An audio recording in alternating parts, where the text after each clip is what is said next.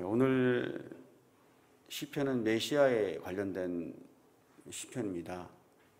시편이 총 이제 그 메시아에 대한 예언이 7편이 나오는데 그 중에서 대표적인 예언시라고 할 수 있겠습니다.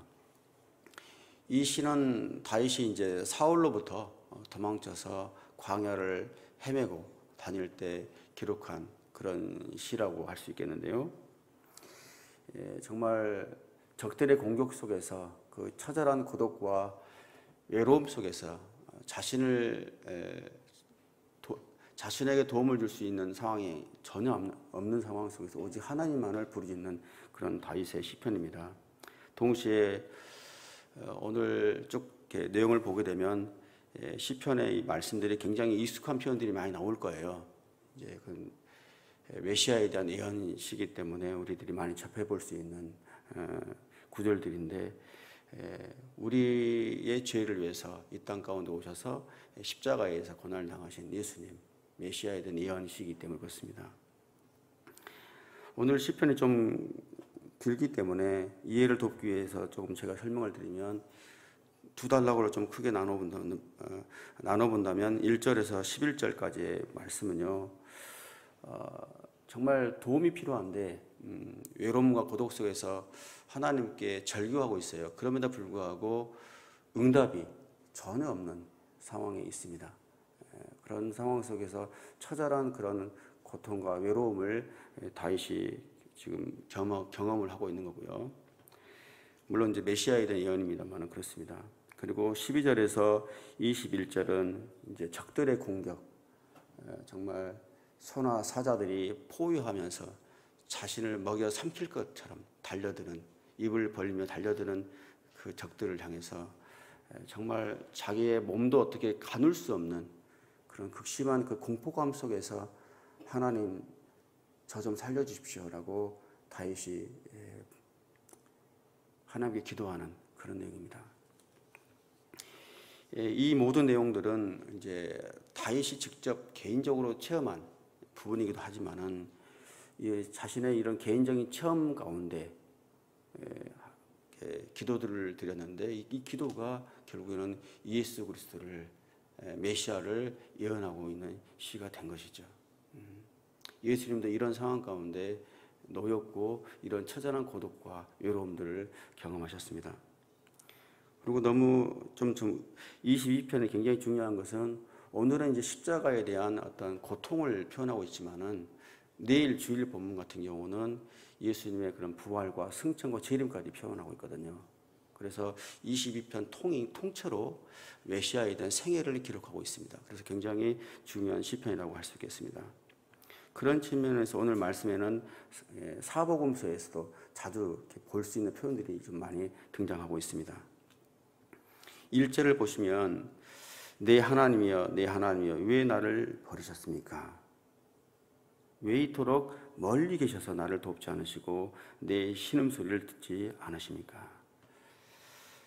이 표현은 굉장히 익숙하죠. 저희들이 마태복음 27장 46절에 엘리 엘리 라마 사막다니, 내 하나님 내 하나님 어째서 나를 버리셨습니까? 이 표현이지 않습니까? 아주 일시적인 순간이었지만 예수님은 그 하나님과의 영적인 단절감을 느끼셨던 거예요. 십자가상에서 관계가 끊어졌다기보다는 하나님의 그 침묵 때문에, 응답이 없으시는 하나님의 그 침묵 때문에 영적인 그런 단절감 속에서 고독을 느끼셨던 것이죠. 그렇기 때문에 사실 육체적으로도 굉장히 고통스러운 상황 속에 십자가에 매달려 계셨지만은, 육체적인 고통보다 더 고통스러운 것은 그토록 친밀하신 하나님께서 말씀이 없으시고 긴 그런 침묵 속에서 느끼는 그런 영적인 고통이 더 큰 극심한 고통이었던 것입니다. 다윗도 이런 영적 단절감을 지금 경험하고 있다는 거예요. 적들의 공격이 있음에도 불구하고 하나님께 지금 부르짖는데 대답이 없습니다. 오 내 하나님이여 내가 낮에도 부르짖고 밤에도 외치는데 주께서는 듣지 않으십니까? 밤낮으로 다윗이 하나님께 부르짖는데 아무런 응답이 없어요. 간절히 하나님을 찾고 부르짖는데 그 침묵이 잠깐도 아니고 길어지면 어떻습니까? 잠깐의 침묵이 아니라 그 침묵의 기간이 길어지면 그것처럼 참 고통스러운 일은 없습니다. 사울로부터 쫓김을 당하고 자신을 도와줄 수 있는 세력은 아무도 없고 그런 상황에서 하나님만을 붙들고 기도를 하고 있는데 하나님조차도 대답이 없어요. 이럴 때 느끼는 마음은 내가 하나님께 버림받은 것은 아닌가, 이런 생각을 할 수가 있겠죠. 그래서 다윗 또한 하나님과 굉장히 친밀했는데 하나님의 그런 긴 침묵 때문에, 그런 하나님의 외면 때문에 굉장히 충격이 컸던 거예요. 그런 상황들이 이제 다윗이 정말 느끼는 고통, 정말 숨이 멎을 것 같은 그런 고통을 느끼고 있는 것이죠. 그리고 심지어 집안에서 이런 이야기를 합니다. 네가 믿고 있던 그 하나님, 그렇지만 아무런 도움을 줄 수 없는 그 하나님을 아직도 믿고 있느냐라고 조롱을 하죠. 아직도 그 하나님을 네가 의지하고 있느냐고 적들이 조롱을 하고 있습니다. 7절을 보게 되면, 7절 8절 보게 되면 같이 한번 읽어볼까요? 7절 8절 시작. 나를 보는 사람들은 모두 나를 비웃습니다. 그들은 골개를 잘래잘래 흔들고 입술을 삐죽거리며 그가 여호와를 의지한다는데 여호와께서 그를 구원하시라지. 주가 그를 사랑하신다니 그를 건지시겠지. 이 편도 우리 마태복음 보게 되면 27장 39절에서 43절 보게 되면 예수님께서 십자가에 달려 있을 때 지나가는 사람들이 어떻겠습니까? 고개를 저으며 그가 하나님의 아들이라고 했으니 하나님께서 구원하시겠지, 이렇게 조롱했던 그런 표현이지 않습니까? 예수님께서 굉장히 육신의 고통도 있지만 하나님과의 그런 영적 단절감 속에서 느끼는 그 고통뿐만 아니라 사람들로부터, 정말 자신을 따랐던 사람들로부터 조롱을 받는 그 고통도 굉장히 심각한 고통이었을 거라고 저는 생각합니다. 근데 이런 상황들을 이 시편이 지금 사실은 예수님의 이런 십자가 사건보다 1000년 전에 기록되어 있지 않습니까? 근데 다윗이 이 고통을 동일하게 경험을 했을 뿐만 아니라 1000년 전에 마치 예수님의 십자가 현장을 지금 눈으로 직접 목격을 하면서 이렇게 기록한 것처럼 생생하게 지금 표현하고 있는 것이, 이게 좀 놀라운 것이죠. 더 놀라운 것은 뭐냐면 이 고백처럼, 이 예언처럼 실제적으로 이루어졌다는 것이죠. 예언한 것도 정말 놀라운 일인데 이 예언대로 실제로 펼쳐졌다는 것이 더 놀라운 것입니다. 그러나 이런 비아냥과 고통 속에서 다윗은 계속 하나님을 붙잡고 있어요. 하나님을 놓지 않고 있습니다. 9절 10절 보게 되면은 하나님은 다윗을 어머니 태부터 나오게 하시고 어미의 젖을 빨게 하실 때부터 하나님은 내 하나님이셨기 때문에 다윗은 부르짖고 있는 거예요. 이런 고통이 있고 어려움이 있으면은 하나님을 원망할 수도 있는 것이고 하나님을 외면할 수도 있는 거잖아요. 그럼에도 불구하고 다윗이 하나님을 강하게 붙들고 있었던 이유는 다윗이 만들어지기 전부터, 태에서 만들어지는 그 순간부터, 생명을 얻는 순간부터, 또 출생하는 그 순간부터 계속해서 그 하나님의 내 아버지이기 때문에 고통과 유험 속에 있었을 때 제일 먼저 찾는 것은 부모님이시잖아요. 우리가 부모님을 찾잖아요. 그러듯이 다윗은 하나님을 찾았다는 거예요. 그렇게 애타게 부르고 있습니다. 여러분 어떻습니까? 우리가 힘들고 어려운 상황 속에서 정말 하나님께 우리가 부르짖잖아요. 부르짖으면 하나님께서 빨리 응답해 주시면 좋겠는데 응답을 빨리 주지 않으실 때가 있어요. 나의 아버지시기 때문에 우리는 하나님을 부르짖고 애타게 찾죠. 근데 우리는 그 응답 없는 하나님에 대해서는 긴 침묵이라고 느껴요. 우리 스스로는 하나님 응답이 없으시구나. 그 고통 속에서의 그 긴 침묵을 우리가 경험하면서 굉장히 외롭고 힘들어합니다. 그런데 생각해 보면 아이들이 울음을 터뜨리고 우울 때 멀리 있는 부모님들이 그 아이에 대한 시선을 놓지 않고 보고 있지 않습니까? 아이가 힘들고 어려운 상황을 부모님이 보고 있단 말이에요. 하나님도 마치 그럴 거라고 생각을 해요. 우리가 힘들고 외로움 속에서 하나님께 기도드릴 때 우리는 긴 침묵이라고 느끼지만 하나님은 소리 없이 숨을 죽이고 우리를 보고 있는 순간이라는 거죠. 우리가 울부짖고 기도를 할 때 숨죽여 우리에게 귀를 돌려서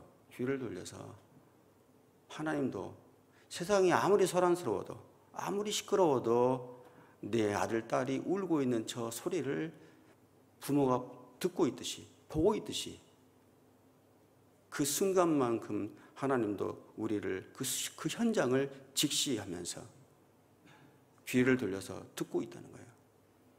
하나님도 숨죽여 듣고 있다는 거예요. 그러니까 대답이 없는 것이 아니라 듣고 있다는 것입니다. 우리는 침묵이지만 하나님은 우리를 향해서 그런 마음으로 절실하게 부르짖는 자녀의 그 소리를 귀담아 하나하나 듣고 계신 우리는 알아야 됩니다. 그래서 여러분, 우리가 어떤 상황에 처했을지라도 하나님과의 그 관계, 끈끈한 관계를 우리가 놓아서는 안 됩니다. 그리고 하나님에 대한 신뢰가 필요해요. 어떤 신뢰입니까? 어떤 상황이 있을지라도 하나님은 항상 옳다. 하나님은 항상 선하시다. 하나님은 언제나 나에게 신실하셨다. 이런 신뢰죠. 어떤 상황이 있을지라도. 그렇지만 이런 신뢰라는 것은 그냥 생기는 건 아니에요. 평소에 우리가 작은 일이든 큰 일이든 우리 일상생활 속에서 항상 하나님은 옳았다라는 그런 체험적 신앙이 필요해요. 그런 믿음들이 쌓였을 때 우리가 고통 가운데 있을지라도 그 믿음이 있으면 우리가 버텨낼 수가 있는 거예요. 아무도 나를 도와주지 않아도 하나님은 항상 나와 함께 해주셨지. 그리고 항상 하나님의 판단은 옳았어. 이 믿음이 있다면 어떤 상황이 있을지라도 우리는 이겨낼 수가 있죠. 그런 믿음이 우리가 있는 그 고난을 뚫고 나오게 하는 것이죠. 결국에는 하나님과 우리가 연결되어 있기만 한다면 어떤 상황도 우리는 결국 승리할 수 있음을 저는 믿습니다. 여러분, 어떻게 이것을 확신할 수 있을까요?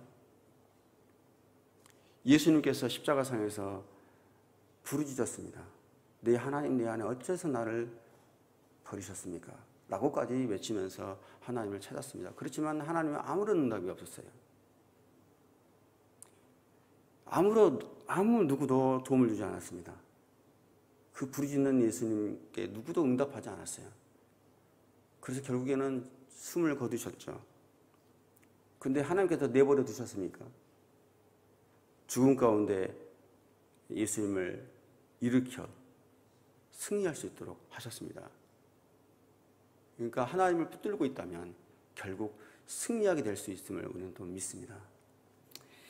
이 확신과 믿음으로 나아가는 저와 여러분들이 되시기를 예수 그리스도의 이름으로 축복합니다.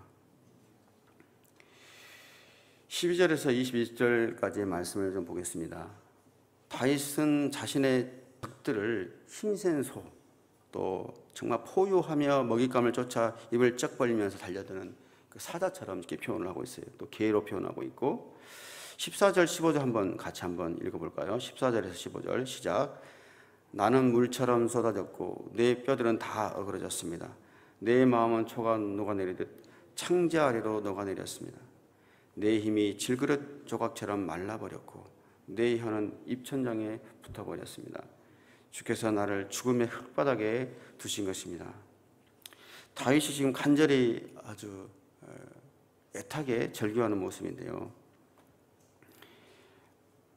자신의 그 숨통을 끌어놓을 듯한 그런 상황에 지금 몰려 있는 거예요. 적들이 나를 향해 달려와요. 그러니까 이 상황을 어떻게 해야 될지 모르는 거예요.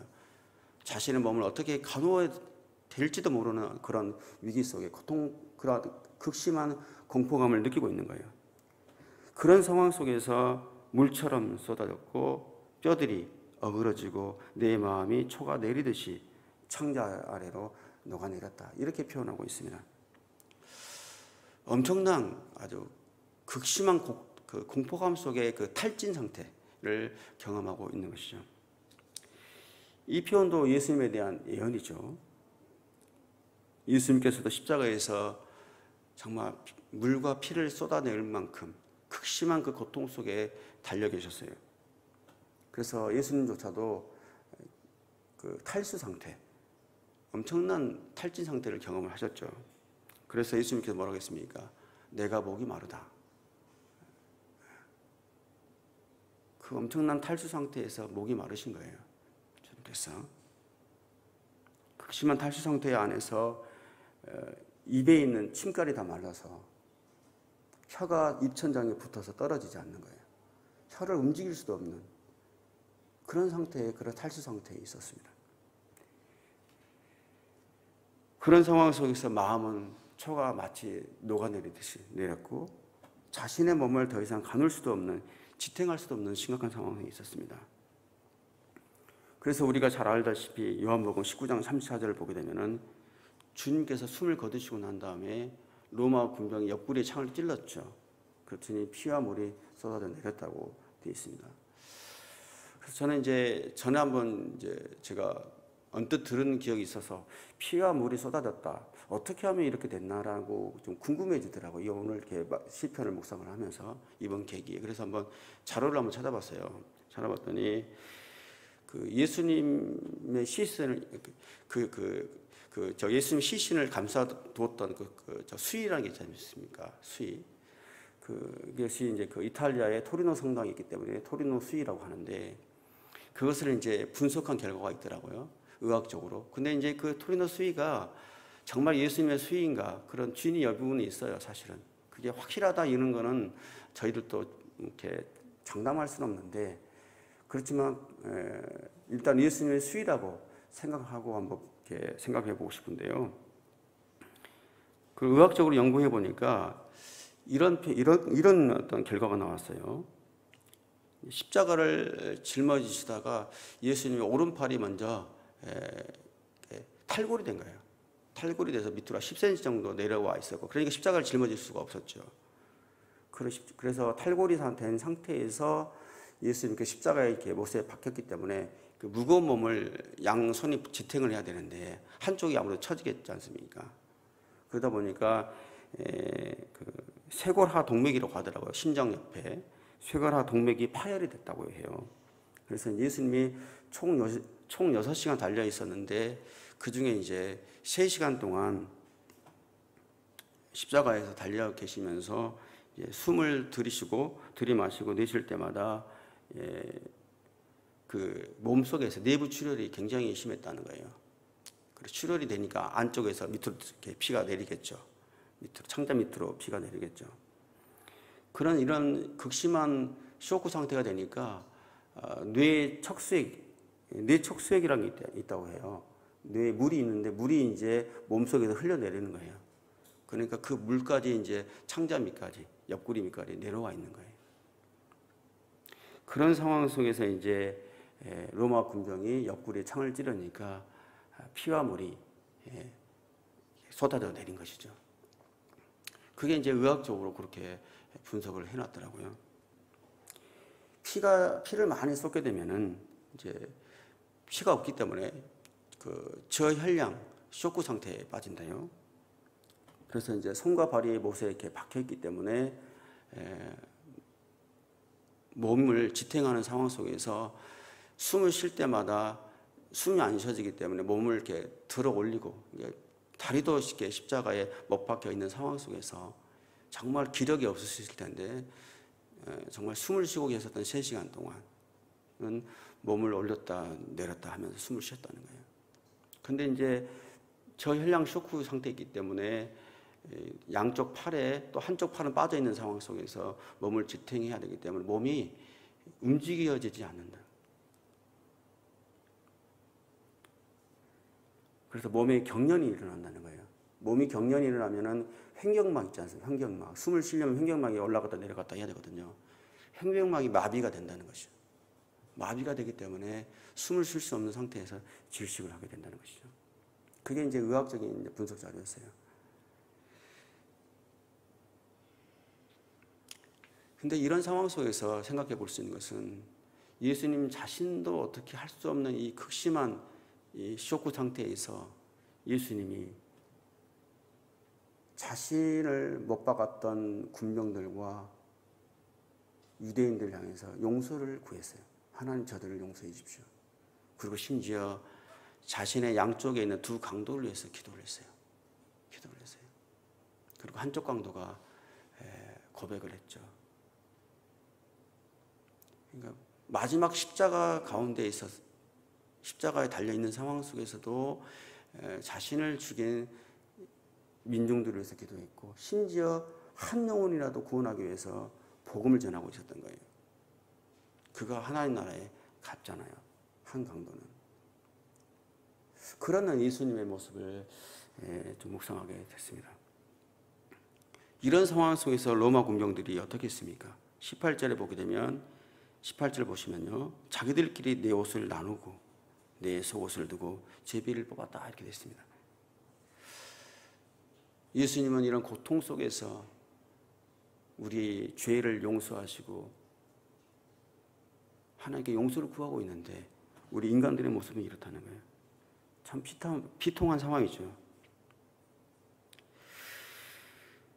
오늘은 이제 메시아에 대한 예언이지만 단지 다윗이 메시아를 예언하는 게 아니라 자신이 이런 경험을 했기 때문에 예언할 수 있었던 거예요. 그 고통을 경험했기 때문에 메시아의 그 고통을 체험하면서 메시아에 대한 예언을 하고 있는 거예요, 지금. 다윗 또한 이런 도저히 혼자의 힘으로는 도저히 감당할 수 없는 엄청난 고통 속에 있었습니다. 적들로부터 자신을 먹여 삼킬 것 같은 적들로부터 그 공포감에 어떻게 해야 될지 모르는 그런 상황 가운데 있었던 것이죠. 그런 상황 속에서 하나님께 간절히 하나님 저 좀 살려주십시오라고 부르짖고 있는 것입니다. 하나님이 다윗에게 어떤 하나님이십니까? 숱한 전쟁 속에서도 자신을 지켜주셨고 어떤 위험 속에서도 다윗을 살려주셨고요. 사자의 입에서 건져주셨고 그런 하나님이셨어요.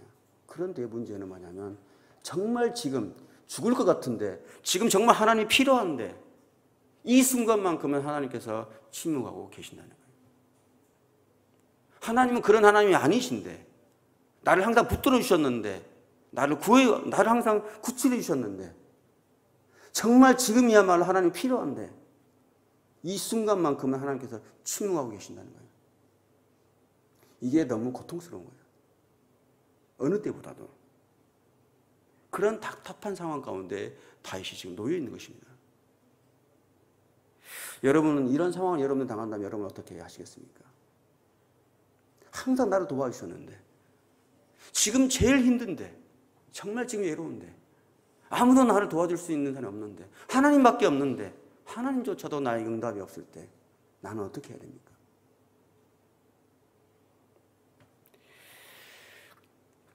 나에게 어떤 뜻이 있을까? 하나님께서 나를 이렇게 왜 힘들게 내버려 두실까? 내가 무엇을 잘못했을까? 나를 향한 하나님의 계획이 무엇일까? 이런 수많은 생각을 하게 될 겁니다. 종교개혁자 칼뱅이요. 오늘 이 시편 22편을 이렇게 묵상을 했더라고요. 그래서 묵상한 말씀이 굉장히 마음에 와닿아서 좀 읽어드릴게요.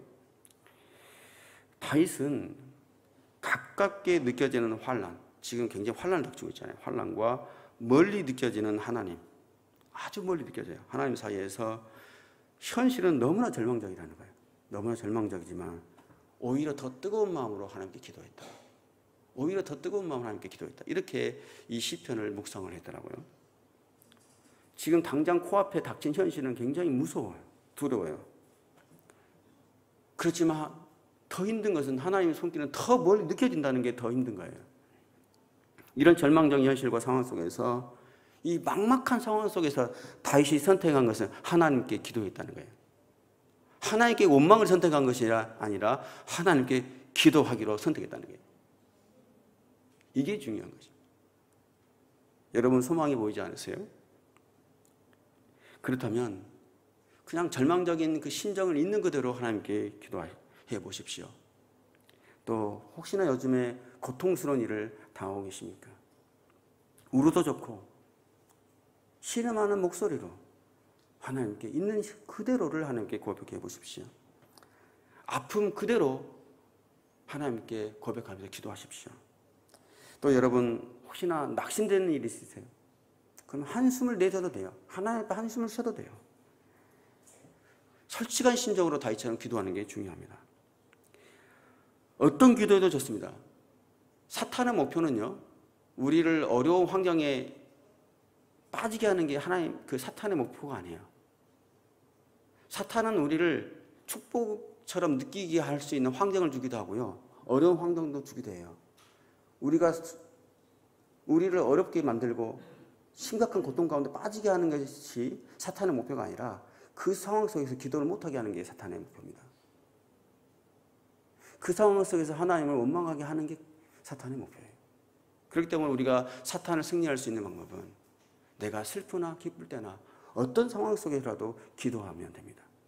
기도하면 됩니다. 그러면 승리하는 거예요. 여러분, 오늘 이 다윗의 시편을 묵상을 했는데 이 다윗의 그 심정을 가지고 또 예수님의 그 마음을 가지고 이 마음을 붙들고 함께 기도하기를 원합니다.